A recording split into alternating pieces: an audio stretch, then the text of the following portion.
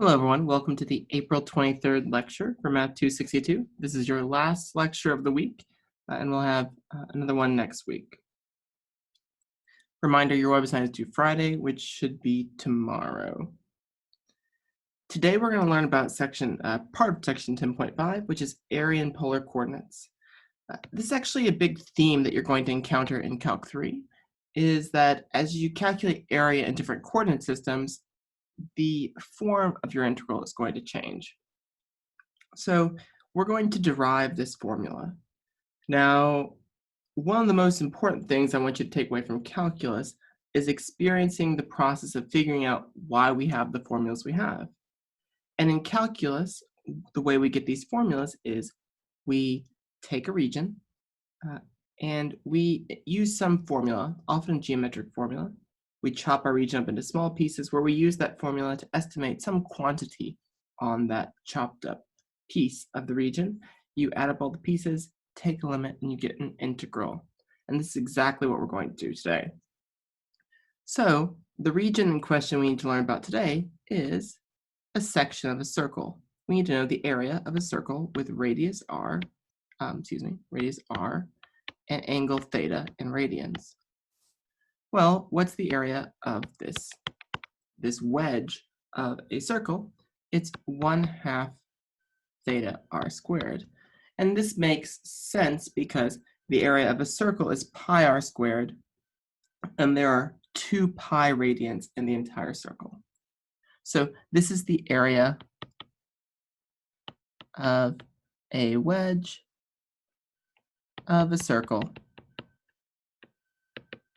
with radius r and angle theta in radians. Okay, so let's take a look at the following region.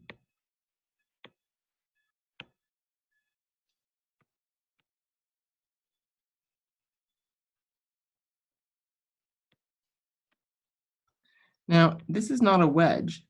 This goes from angle alpha to angle beta, and we want to find the exact area of that region when the radius r is given by the function f of theta. So, like everything in calculus, we need to chop up this region into a bunch of little pieces. So let me move this r equals theta over here, and we chop it up using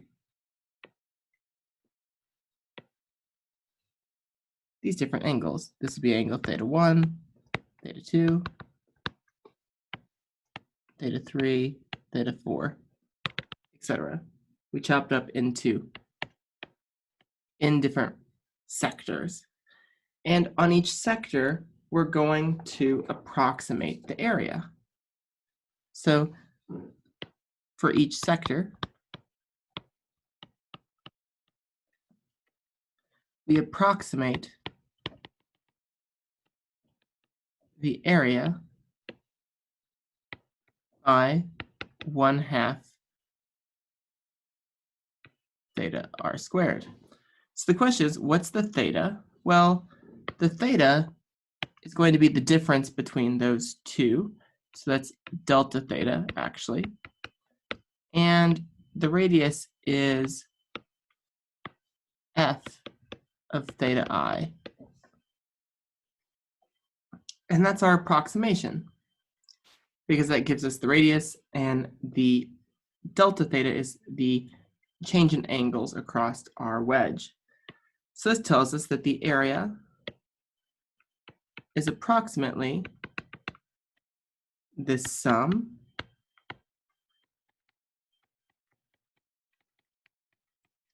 and then we take a limit to get the exact area.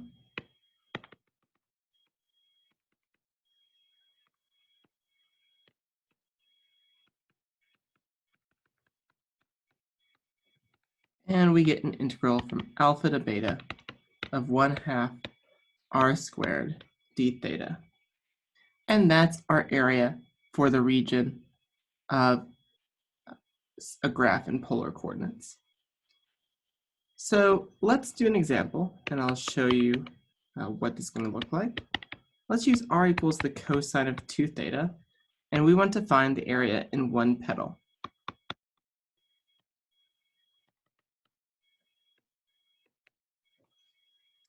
So this is a 4-leafed rose. It looks something like this. And we want to find the area in that leaf right there. So we need to know the integration bounds. So to find the integration bounds, we need to know when r is 0.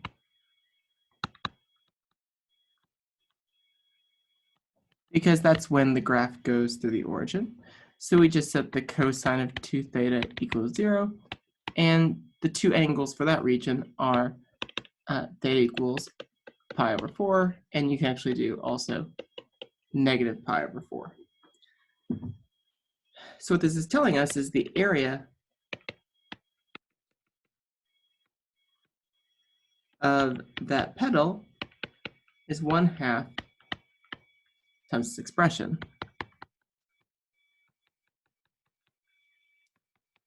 And we get the cosine of 2 theta squared. And it's your fortune that you get to use your techniques of integration from before to calculate this. Well, it takes some work, but what we find is this is 1/2 plus the cosine of 4 theta over 2. And now we can integrate it. And what we're going to get is 1/2 theta plus the sine of 4 theta over 8. We're going to evaluate from negative pi over 4 to pi over 4. And what we should get, let's see, that's the cosine of pi, that's 0.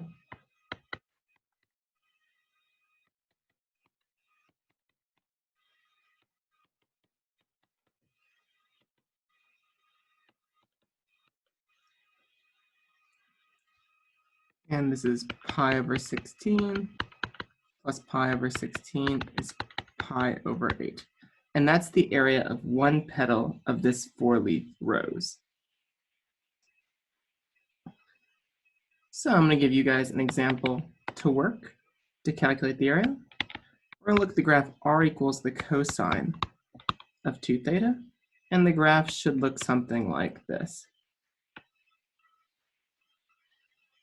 And I want you to find that area.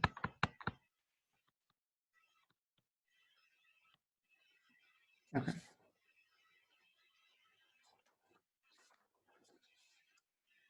So finding the area is one thing we can do with polar coordinates. Another thing that we need to discuss is points of intersection. Now, this is a little more complicated for polar curves than it is for maybe other curves. So we need this in order to do some other topics in this section. So you may not see the point of it at first, but we will learn it very soon why we're talking about this. So let's find the points where r equals 1 plus cosine theta and r equals 1 minus cosine theta intersect.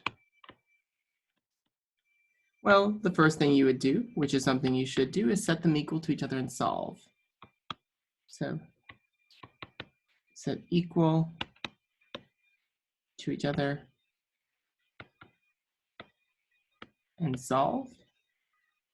All right, so it tells us that 1 plus the cosine of theta is 1 minus the cosine of theta, which tells us that the cosine of theta is minus the cosine of theta, which tells us that 2 cosine theta is 0, which tells us that cosine of theta is 0, which tells us that theta is pi over 2 and 3 pi over 2. So if we're finding the points of intersection in polar coordinates, that should occur at 1 pi over 2, and so in polar coordinates.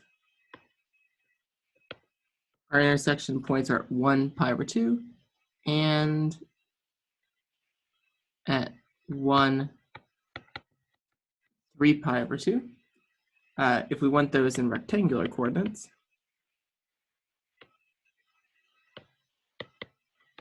that will be at 0, 1 and at 0, negative 1.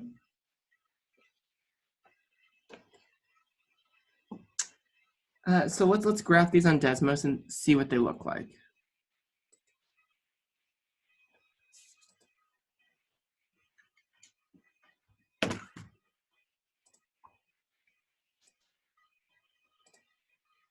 Well, so we have our graph, r equals 1 plus cosine theta. And we have our graph 1 minus cosine theta. And what do we notice? You notice that they actually intersect at 3 points. So what went wrong? How did we miss this point right here in the middle? We see that they both go through the point 0, 0. Somehow, we missed that both curves go through the origin. Well, let's find out. Let's see when that happens. So the first curve was r equals 1 plus cosine of theta. So let's set equal to 0. This tells us that theta is equal to 3 pi over 2. Oh, sorry, negative pi. And let's set the other one equal to 0.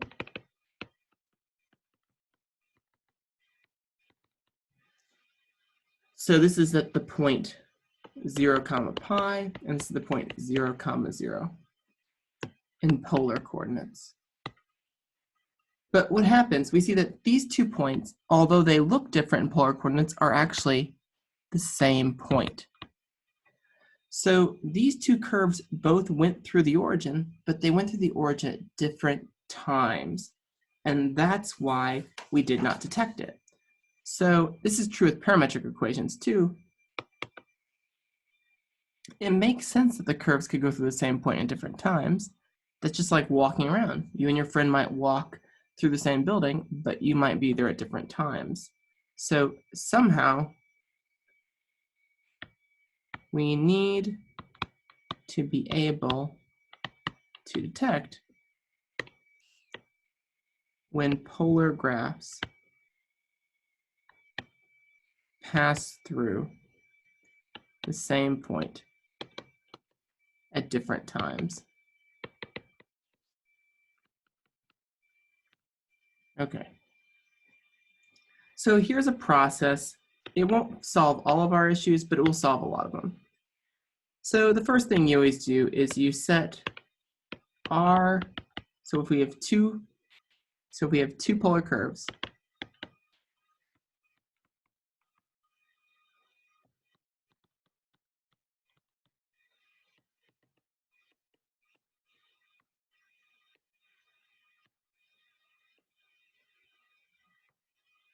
we're going to set them equal to each other and solve.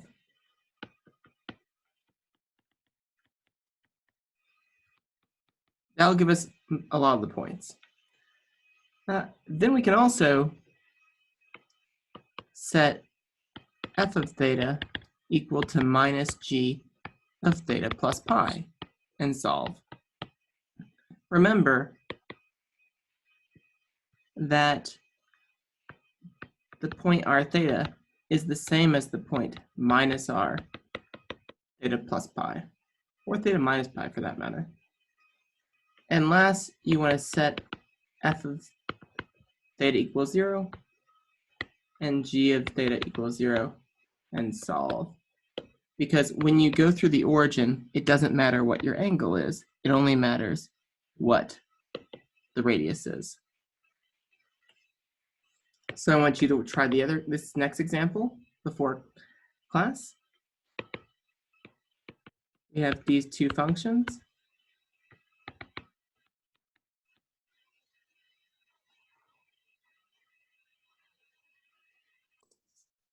Let me rephrase this slightly.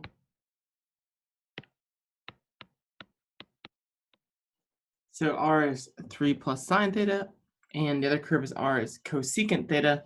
I want you to find all intersection points. Let me know if you have any questions. I'll see you in class.